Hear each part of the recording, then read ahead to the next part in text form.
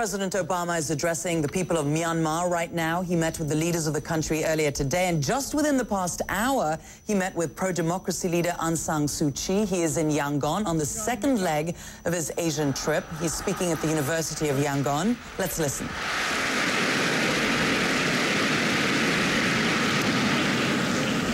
I am very honored to be here at this university and to be the first President of the United States of America to visit your country. I came here because of the importance of your country. You live at the crossroads of East and South Asia. You border the most populated nations on the planet. You have a history that reaches back thousands of years and the ability to help determine the destiny of the fastest growing region of the world.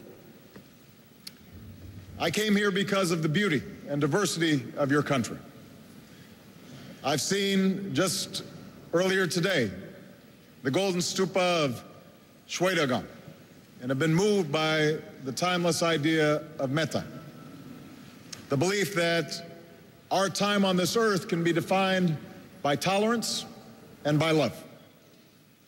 And I know this land reaches from the crowded neighborhoods of this old city to the homes of more than 60,000 villages. From the peaks of the Himalayas, the forests of Karen State, to the banks of the Irrawaddy River. I came here because of my respect for this university. It was here at this school where opposition to colonial rule first took hold. It was here that Aung San edited a magazine before leading an independence movement.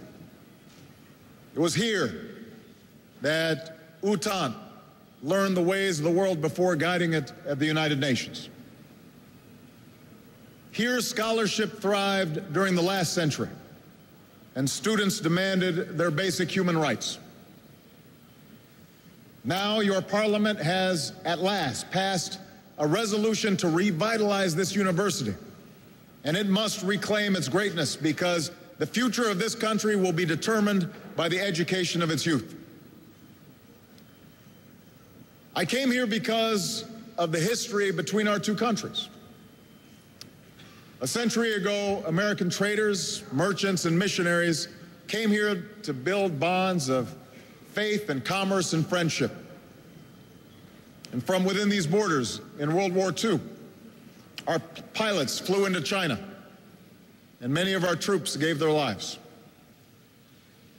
Both of our nations emerged from the British Empire, and the United States was among the first countries to recognize an independent Union of Burma.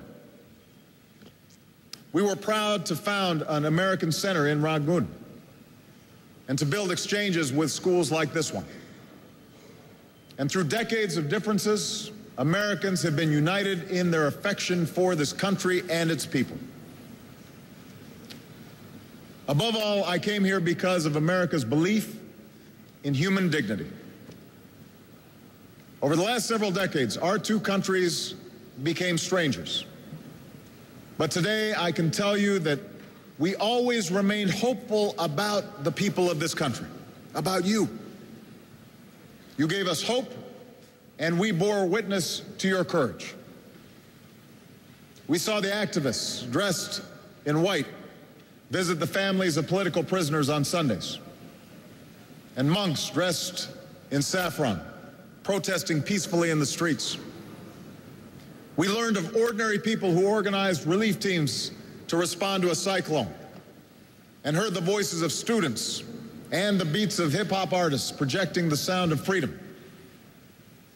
We came to know exiles and refugees who never lost touch with their families or their ancestral home.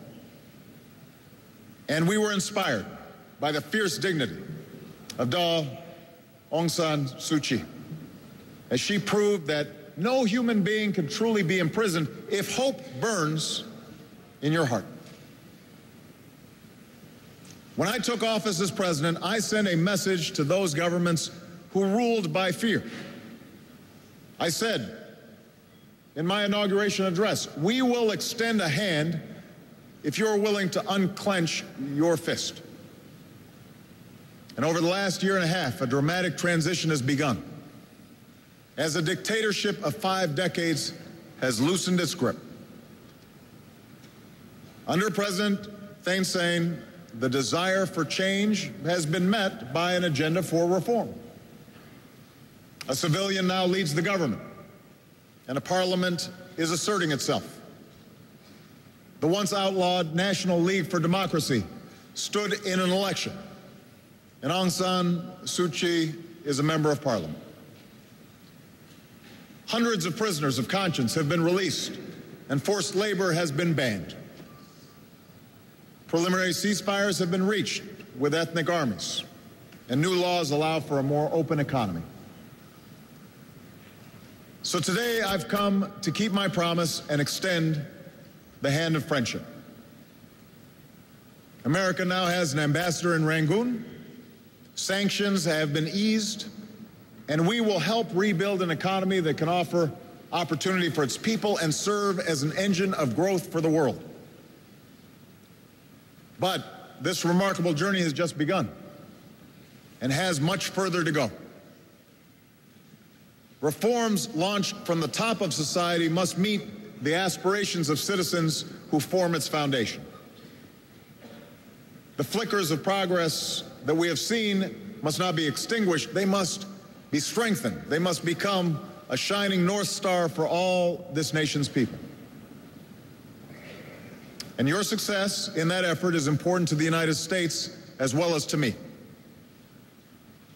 Even though we come from different places, we share common dreams: to choose our leaders, to live together in peace, to get an education and make a good living, to love our families and our communities.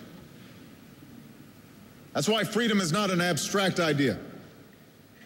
Freedom is the very thing that makes human progress possible, not just at the ballot box, but in our daily lives. One of our greatest presidents in the United States, Franklin Delano Roosevelt, understood this truth.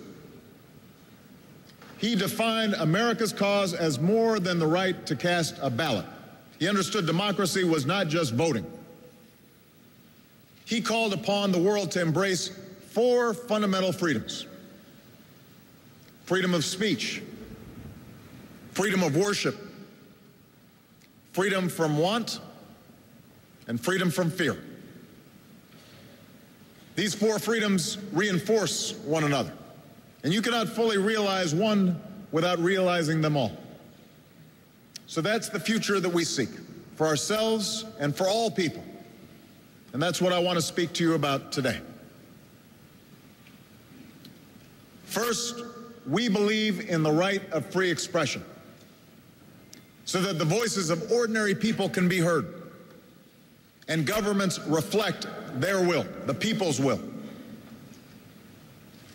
In the United States, for more than 2 centuries, we've worked to keep this promise for all of our citizens, to win freedom for those who were enslaved, to extend the right to vote for women and African Americans, to protect the rights of workers to organize.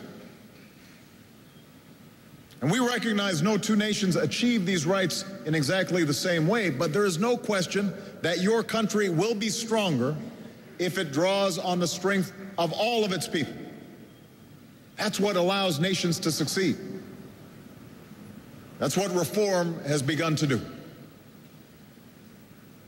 Instead of being repressed, the right of people to assemble together must now be fully respected.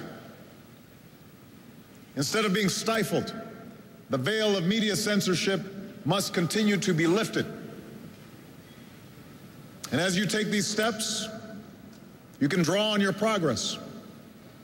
Instead of being ignored, citizens who protested the construction of the Midstone Dam were heard. Instead of being outlawed, political parties have been allowed to participate. You can see progress being made. As one voter said during the parliamentary elections here, Our parents and grandparents waited for this, but never saw it. And now you can see it. You can taste freedom.